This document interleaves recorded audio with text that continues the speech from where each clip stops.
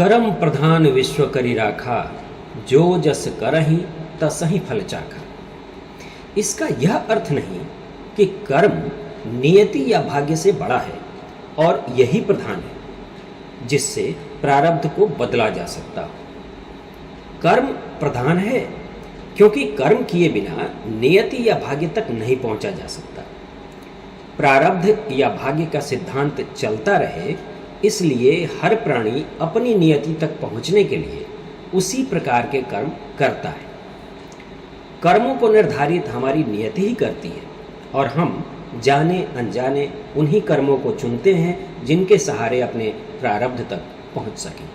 इस दोहे में यह अर्थ निहित है कि नियति या भाग्य या प्रारब्ध तक तो सबको निश्चित ही पहुंचना है, परंतु उसके लिए वैसे ही कर्म करने होते हैं और इसी कर्म के सहारे संसार चल रहा है। नियति का क्रम चल रहा है, भाग्य का खेल चल रहा है। इस प्रकार कर्म ही प्रधान तत्व है। सत्कर्म करोगे तो फल भी अच्छे होंगे और दुष्कर्म करोगे तो परिणाम भी बुरे होंगे। दो तरह के कर्म हैं, सकाम कर्म और निष्काम कर्म। कर्म में यदि तुम्हारी संलग्नता है, यदि किसी खास परिणाम या फल की उम्मीद में कार्य किया जा रहा है तो सकाम कर्म है। परिणाम उल्टे आए तो दुख होना निश्चित है। दरअसल तुम सकाम कर्म अर्थात कामनाओं के साथ किए जाने वाले कार्य को ही कर्म कहते हो, इसीलिए ये गफलत होती है। प्रत्येक कार्य को प्रारंभ करने के पहले ही ऐसी योजना बना लेते हो कि ऐसा करूँगा तो वैसा होगा, तो फल की इच्छा के साथ ही कर्म का आरंभ करते हो। तुम तो सिर्फ कोई कार्य कर सकते हो, परिणाम पर तो तुम्हारा नियंत्रण है ही नहीं। तुम सृष्टि के स्थूल अर्थात बाहरी और भारी स्वरूप को ही देख पाते हो और 100 में से 99 बार जो घटित होता है उसे प्रकृति का नियम समझ लेते हो और उसी नियम के आधार पर अपनी योजनाएं बनाते हो, परंतु ये नियम सत्य नहीं है, पूर्ण सत्य नहीं है। अगले सत्संग में ईश्वर की माया का विज्ञान समझने की कोशिश करेंगे, तब यह और भी स्पष्ट हो जाएगा। अभी तो कर्मों की ही बात करते हैं।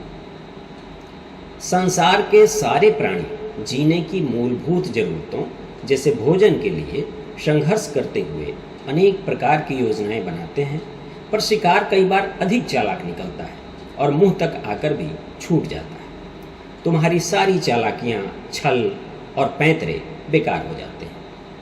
तुम दुखी होते हो और ईश्वर को गालियां देने लगते हो। भोजन, धन, भवन, जमीन कुछ भी प्राप्त करने की उम्मीद में किए गए कार्य सकाम कर्म हैं जो दुख देते हैं। कम खाया तो भी दुख, अधिक खा लिया तो भी दुख। जबकि निष्काम कर्म कुछ प्राप्त करने की इच्छा से नहीं किए जाते, बिना किसी इच्छा के होते हैं, इसीलिए दुख सुख से परे होते हैं। निष्काम कर्म अनेक हैं जिन्हें अनजाने में भी करते रहते हो, तो तुम चाहकर भी उन्हें करना छोड़ ही नहीं सकते क्योंकि तुम्हें पता ही नहीं है कि तुम उन्हें कर रहे हो। सांस लेना, देखना, सोचना, प्रतिक्रियाएं देना, पलकें झपकाना, इसी प्रकार के कर्म हैं। निस्वार्थ होकर प्राणी मात्र की सेवा ही निष्काम कर्म है। जरूरी नहीं कि तुम्हारी सेवा से किसी का उद्धार हो ही जाए, परंतु इसे भी ईश्वर की इच्छा जान तुम अपना कर्म जारी रखो। संत इसीलिए सकाम नहीं निष्काम कर्म की प्रेरणा देते हैं। निष्काम यानी परिणाम कुछ भी हो, मुझे तो बस ये करना है। सकाम कर्म दुख देने वाले होते हैं, जबकि निष्काम कर्म हमें स्थिति प्रज्ञ बनाता है, ईश्वर की रचना और नियति में विश्वास करना सिखाता है। स्थिति प्रज्ञ अर्थात सुख दुख से अलग रहकर सब कुछ देखते रहना। एक व्यक्ति को दुख था कि वह जीवन में कुछ भी ऐसा हासिल न कर पाया जो वह चाहता था। न विद्या अर्जित कर पाया, न विवाह गृहस्थी बसा पाया, न धन संचय कर पाया और न ही दान धर्म किया। उसे पता चला कि दूर कहीं एक संत रहते हैं जो सिर्फ लोगों की मदद और सेवा करते हैं, लोगों के दुख दर्द दूर करने का उपाय बताते हैं। उसकी भी इच्छा हुई कि उनके पास जाकर पूछे कि उसके जीवन में भी ये सब हो पाएगा या नहीं। ऐसी इच्छा हुई तो स्वयं को रोक न पाया और चल पड़ा संत से मिलने। पहले दिन की यात्रा के बाद थका मांदा रात्रि के दूसरे प्रहर किसी दूसरे राज्य के एक नगर में पहुंचा। एक किसान के दरवाजे पर जाकर आवाज़ लगाई।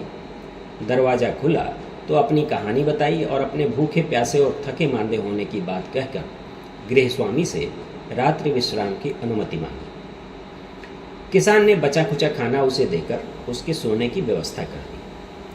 अत्यधिक भूखे होने के बाद मिलने वाले भोजन से उसे स्वर्गिक आनंद प्राप्त हुआ। भोजन करते हुए किसान से बातचीत में पता चला कि इस राज्य के राजा की बेटी गूंगी बहरी है, जिसके कारण उसका विवाह नहीं हो पा रहा। राजा ने बहुत इलाज करवाया पर कोई फायदा ना हुआ। अब उसकी उम्र भी इतनी अधिक हो गई है कि विवाह के प्रस्ताव तक नहीं आते।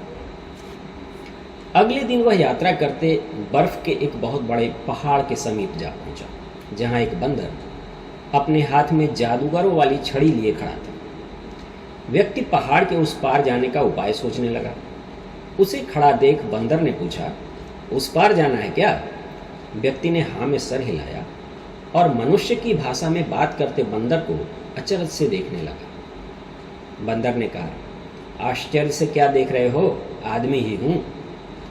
बड़ा जादूगर था, पलक झपकते कुछ भी कर देता था। अपनी शक्तियों का इतना घमंड था कि बात बात में क्रोधित होने की प्रवृत्ति बन गई। एक बार एक शरारती ऋषि पुत्र को दंड देने के चक्कर में जान से ही मार डाला। ऋषि ने दुखी होकर श्राप दिया और मैं बंदर बन गया। अपनी तमाम जादुई शक्तियां आजमा कर देख चुका हूं, पर फिर से आदमी नहीं बन पाया। समाज से भागकर इधर आ छिपा। अब मुझ में अपनी शक्तियों का रंच मात्र भी घमंड नहीं। खैर, आओ तुम्हें उस पार पहुंचा दूं। इतना कह उसने अपनी जादू की छड़ी घुमाई और वह व्यक्ति पर्वत के दूसरी ओर पहुंच गया। आगे घना जंगल था। 2 रात और 3 दिन लगातार जंगल के बीच चलने के बाद उसे एक कलकल बहती हुई नदी दिखाई दी, जिसके तट पर एक कुटिया बनी थी। वह कुटिया तक पहुंचकर बेहोश हो गया। जब उसे होश हुआ तो देखा एक साधु, जिनके पूरे शरीर पर फोड़े निकले हुए थे, वे उसे कोई रस पिला रहे थे। बोले, ये प्राण बूटी का रस है, इसके कारण ही तुम बच सके हो। अब कुछ खा लो और विश्राम करो। अगले दिन उसने साधु से कहा कि वह अब ठीक महसूस कर रहा है और आगे जाना चाहता है। साधु ने जाने की अनुमति दे दी। उस व्यक्ति ने साधु से पूछा कि आप कौन हैं? साधु ने बताया कि मैं आयुर्विज्ञान का एक विशेषज्ञ हूँ। उस व्यक्ति ने पूछा, तो फिर अपना इलाज क्यों नहीं कर लेते? आपके तो सारे शरीर में फोड़े निकले हैं। साधु ने कहा, इसका इलाज संभव है। अब साधु से विदा लेकर वह व्यक्ति आगे चला। वह हैरान था कि उससे ज्यादा दुखी लोग भी इस दुनिया में हैं। ढूंढते ढूंढते वह उस संत के पास पहुंच गया। संत ने उसे देखा और बोले, कुछ प्रश्न लेकर आए हो तो पूछ सकते हो, परंतु ध्यान रहे यहाँ सिर्फ 3 प्रश्न ही पूछे जा सकते हैं, उससे अधिक का उत्तर मैं नहीं देता। उस व्यक्ति के मन में एक अद्भुत निष्काम भावना जगी। अब जिस कामना के साथ वह आया था उसे उसने त्याग दिया और सोचा रास्ते में मिले तीनों व्यक्तियों के दुख का निवारण पूछ लेता। वे मुझसे अधिक दुखी हैं। उसने पूछ लिया, राजा की गूंगी बहरी लड़की का इलाज क्या है? संत ने उत्तर दिया, विवाह। विवाह करते ही वह बोलने सुनने लग जाएगी। व्यक्ति ने दूसरा प्रश्न किया, बर्फीले पहाड़ का जादूगर मानव रूप में कैसे आएगा? संत ने कहा, जादुई छड़ी फेंक कर। उसे शाप ही मिला है कि जिस दिन उसके घमंड का कारण उसके पास नहीं रहेगा, उस दिन वह पुनः अपना स्वरूप प्राप्त कर लेगा। उस व्यक्ति ने तीसरा प्रश्न भी पूछ ही लिया, ये आयुर्वेदाचार्य स्वस्थ कैसे होंगे? उत्तर मिला, कृपणता त्याग कर। उस व्यक्ति ने पूछा, क्या मतलब? संत ने कहा, वह बहुत गुणी व्यक्ति है, परंतु उसने अपने ज्ञान को अपने तक छिपा रखा है। समाज की भलाई के लिए अपना ज्ञान और हुनर अगली पीढ़ी को नहीं दिया। जिस दिन ऐसा करेगा स्वस्थ हो जाएगा। 3 प्रश्न पूरे हो चुके थे तो अपने भविष्य के बारे में अब कुछ न पूछकर वह व्यक्ति वापस लौट पड़ा।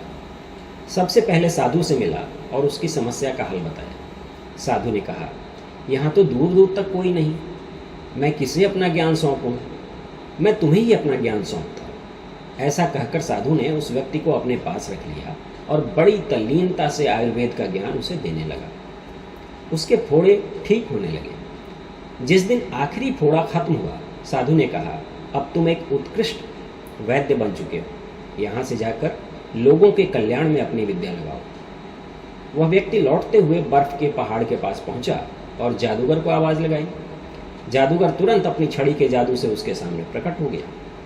हंसते हुए बोला, पर्वत पार करना है, चलो। ऐसा कहकर उसने अपनी छड़ी घुमाई और दोनों पर्वत के पार पहुंच गए। इस पार पहुंचकर उस व्यक्ति ने उसके फिर से मनुष्य बनने का तरीका उसे बताया। जादूगर ने कुछ क्षण सोचा और बोला, तुम बहुत भले इंसान हो, बिना मेरे कहे मेरे बारे में पूछ कर आए। फेंकने से तो अच्छा मैं ये छड़ी तुझे ही दे दूं, ताकि मेरे जैसे अन्य लोगों की भलाई के लिए तुम इसका इस्तेमाल कर सको। ऐसा कह ज्यों ही उसने अपनी जादू की छड़ी उसे थमाई, वह फिर से इंसान बन गया। वह व्यक्ति आगे चला और उसी राज्य के उसी किसान के द्वार पर जा पहुंचा जहां अपनी यात्रा के पहले पड़ाव के तौर पर रात्रि विश्राम किया था। किसान उसे देखकर बहुत खुश हुआ। दोनों ने खूब बातें की। उस व्यक्ति ने अपने साथ हुई सारी घटनाएं किसान को बताई। किसान उसे लेकर राजा के पास जा पहुंचा। राजा को जैसे ही अपनी बेटी के इलाज के बारे में पता चला, उसने उठकर उस व्यक्ति को गले से लगा लिया। कहने लगा, मेरी बेटी के विवाह के लिए तुमसे उपयुक्त वर हो ही नहीं सकता, तुम इससे विवाह कर लो। उस व्यक्ति ने हाँ कर दी और विवाह होते ही सचमुच वह लड़की बोलने सुनने लगी। पत्नी को लेकर जब वो अपने घर पहुंचा तो पाया कि अपने जिन प्रश्नों का जवाब मांगने वह संत के पास गया था, वो तो सारे खत्म हो चुके थे। पहले वह अनपढ़ था, अब उसके पास आयुर्वेद का ज्ञान था।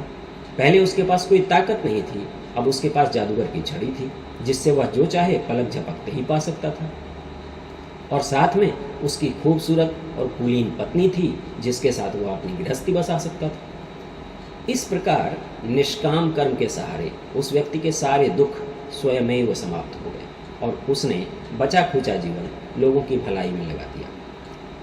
ईश्वर ने संसार में कुछ भी सिर्फ तुम्हारे लिए नहीं बनाया। जिन वस्तुओं का इस्तेमाल आज तुम कर रहे हो, जब तुम नहीं रहोगे उनका इस्तेमाल कोई और करेगा। नदियाँ, जंगल, पर्वत, मैदान, चांद, सूरज, सब कुछ भी सिर्फ तुम्हारा नहीं हो सकता।